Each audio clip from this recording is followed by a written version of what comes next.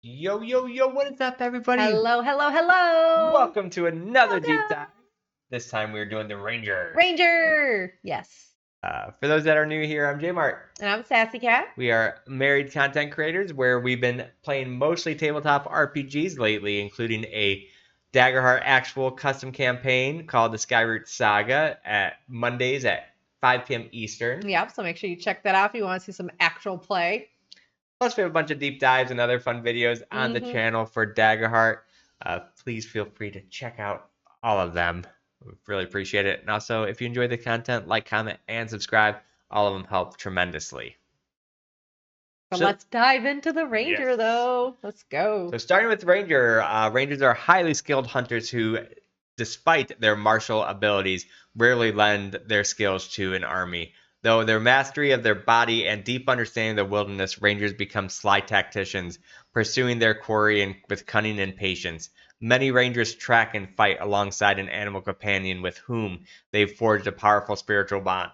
By honing their skills in the wild, Rangers become an expert trackers, as likely to ensnare their foes in a trap as they are to assail them head on. Got to sneeze. We'll find out if it happens or not. Stay tuned. Right. Don't roll a 1. Right.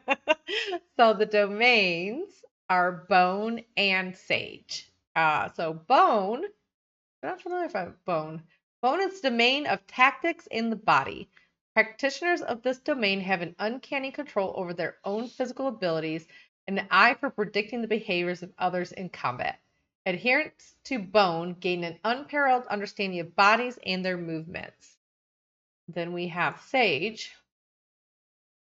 Sage is the domain of the natural world. Makes sense for a ranger.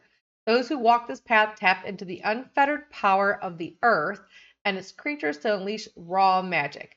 Sage grants its adherents the vitality of a blooming flower and the ferocity of a ravenous predator, which I think Druid shared that same one, didn't they? Yeah, so Druid shares Sage with them, and Bone is shared by Brawler and Warrior. So they have a starting evasion of 12 and starting hit points of 6, which is definitely a higher end for the hit points and lower for the higher for the evasion and lower for the hit points. Yeah, but that's a high evasion for sure. Class items, you can do a trophy from your first kill or a seemingly broken compass. And their hope features, hold them off, spend 3 hope when you succeed on an attack with a weapon to use that same roll against 2 additional adversaries within range of attack. When you succeed on an attack with a weapon to use that same roll against 2 adversaries. So you can hit 3 guys spending 3 hope. Well, that's pretty good. Yeah, definitely a crowd control there. What he did when he threw the boomerang. Yeah, and it hit 3 different things. Yeah, okay. Yep. All right, so the Ranger's focus for their class feature, you can spend a hope and make an attack against a target. On a success, deal your attack's normal damage and temporarily make the attack's target your focus. Until this feature ends or you make a different creature your focus, you gain the following benefits against that creature. You know precisely what direction they are in. When you deal damage to them, they must mark a stress. Oh, that's big. When you fail an attack against them, you can end your Ranger's focus feature to re-roll your duality dice. That's pretty good. Wow, that's pretty big. Can I say that I think they used the word focus one too many times in that paragraph? I know, that's why I didn't use it at the last ending there. That felt like a little too overused. It's your focus!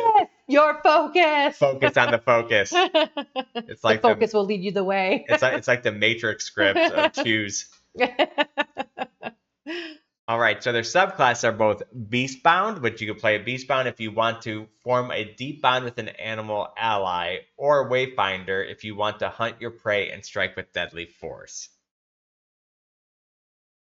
All right, so let's dive into these subclasses. So Beastbound, your spellcast trait is Agility. Makes sense for a ranger.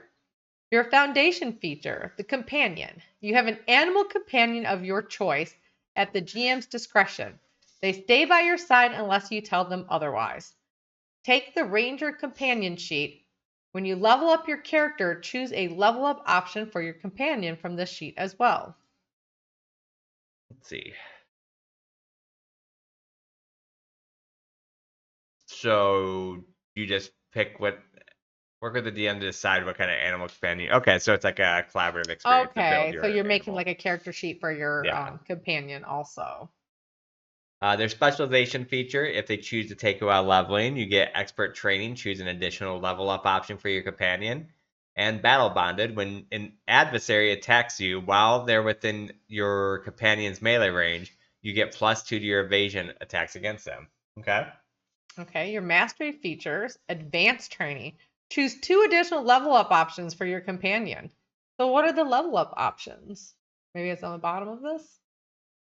I think Or it's right here, the training. okay, Set okay, the intelligence, training. light in the dark, Okay, creature so you comfort, choose blah, blah, things blah. on Yeah. that. Okay. And then your loyal friend. Once per long rest, when the damage from an attack would mark your companion's last stress or your last hit point and you're within close range of each other, you or your companion can rush to each other's side and take that damage instead. Aww.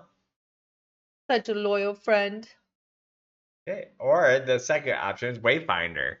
You agility again for spellcast trait, and ruthless predator. When you make a damage roll, you mark a stress to gain +1 to your proficiency. Additionally, when you deal severe damage to an adversary, they must mark a stress.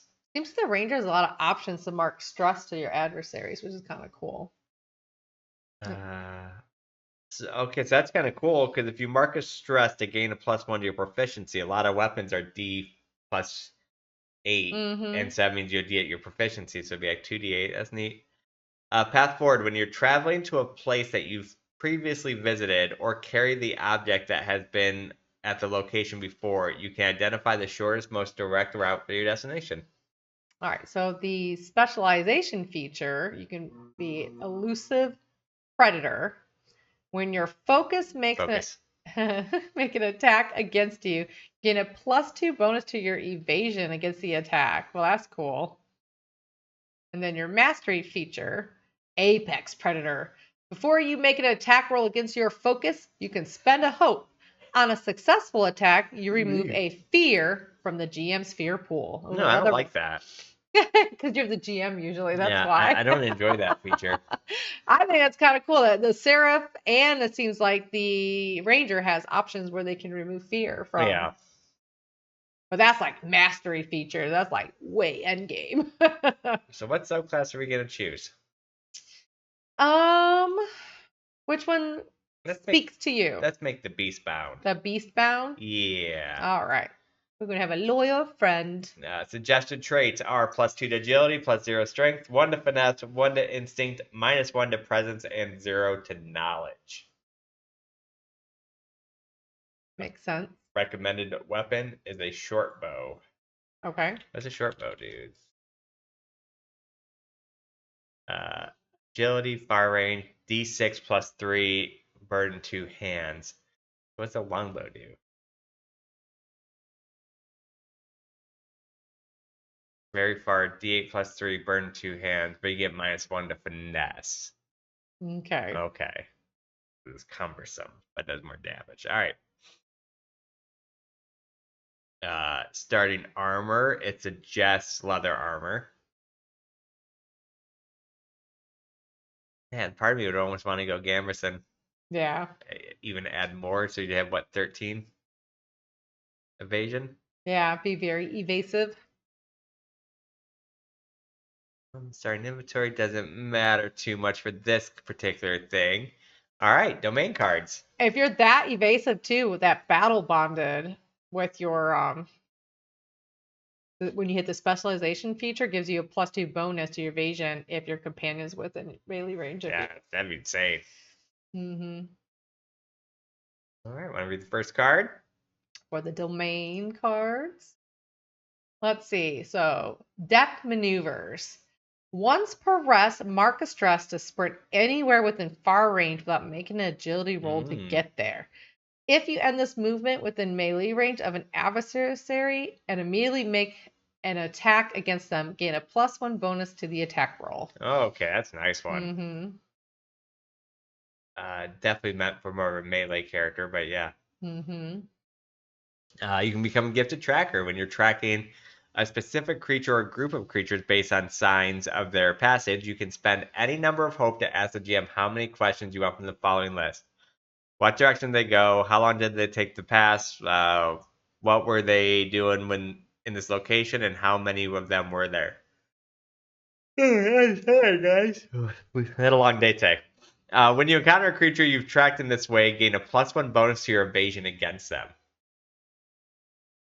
Man, so we're basically making a huge evasive type character. Yeah. Rangers seem like can be very evasive.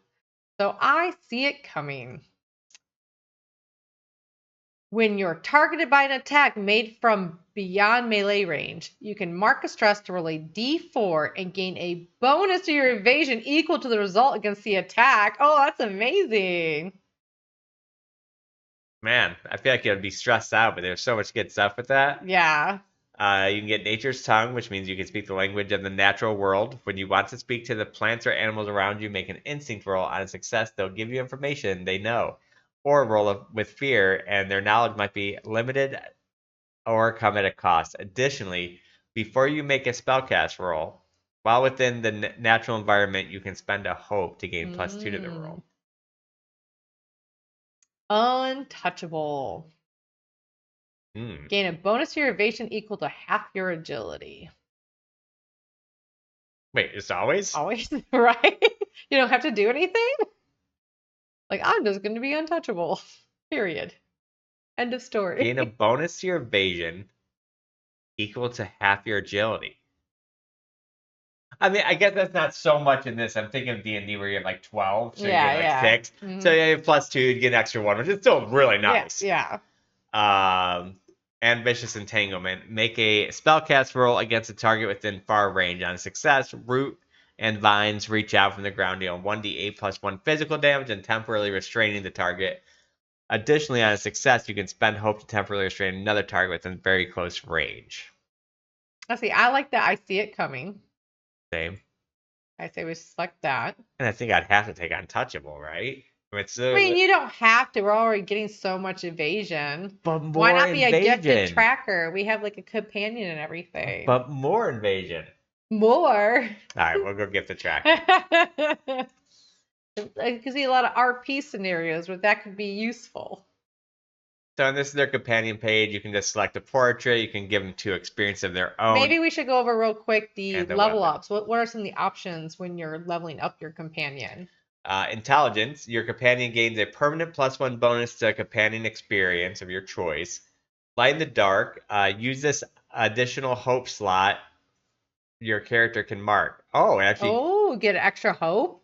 So you would have 7 hope? That's nice. Okay. Once per rest, when you take time during a quiet moment to give your companion love and attention, you can gain a hope, or you can both clear a stress. Oh my god, that sounds so cool to have a companion. When your companion takes damage, you can mark one of your armor slots instead of marking one of their stress. So they can die, like, or get knocked out, or... Your companion takes damage, you can mark one of your armor slots instead of marking one of their stress. That don't sound right. That has to be worded wrong, right? What did it say? It says, when your companion takes damage, you can mark one of your armor slots instead of marking one of their stress. So do they not have damage? It looks like they have stress for their damage. I think you're right. Like. Yep, right here. So like you stress them out too much. When you stress them out too much, I'm guessing they're useless then? It must say under stress what happens once they're fully stressed. Yeah, so when your companion would take any amount of damage, they mark a stress. When they mark their last stress, they drop out of the scene by hiding, fleeing, or similar action.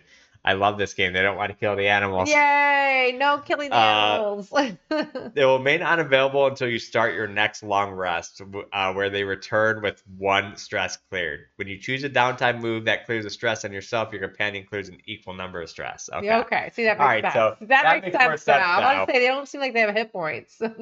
They just get stressed out and they run. Vicious. Increase your companion's damage dice or range by 1 step. So a D6 to a D10 or close to far. Resilience, your companion gains additional stress slot. Bonded, when you mark your last hit point, your companion rushes to your side to comfort you. Roll a number of D6s equal to your unmarked stress slots that they have and mark them. If any roll is a 6, your companion helps you up, clear your last hit point, and return to the scene. Or they can possibly get you back up. Yeah, so like if you have 3 stress up, you can roll it. If one of those 3 6s turn to a 6, they get you up. Oh, that's awesome. And aware, your companion gains a permanent +2 to their evasion.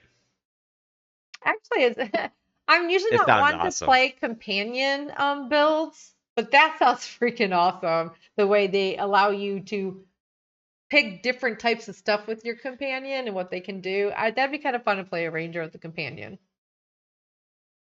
Yeah, that sounds like a really Mhm. cool thing for sure. But all right, fam, that is going to wrap up our deep dive on the And Ranger. I actually think Ranger sounds pretty awesome. Yeah. So every time we go and do that, that's what I say. Oh, this sounds really awesome. This sounds really awesome. I want to play all the characters. I'd say all the classes sound pretty Yeah. awesome so far. A lot of different There varieties that you hasn't can been do with any yet them. that have been like, ooh, I don't think that interests Mm. me. But yeah, so yeah, thanks anyways, for joining. And if you like the content, I kind of take it back. please. I don't know if I want to play Brawler. Brawler doesn't sound Yeah, great to me. Brawler probably was one of my least favorites. Brawler seems like on the for me personally. But Ranger, I would play. Ranger I sounds don't awesome. usually play companion classes, but that one almost sounds pretty neat to do with choosing a variety of ways to level up your companion. I like that. Yeah, maybe after we're done with all this, we'll do a tier list of what's our favorites, not what's best. Yeah.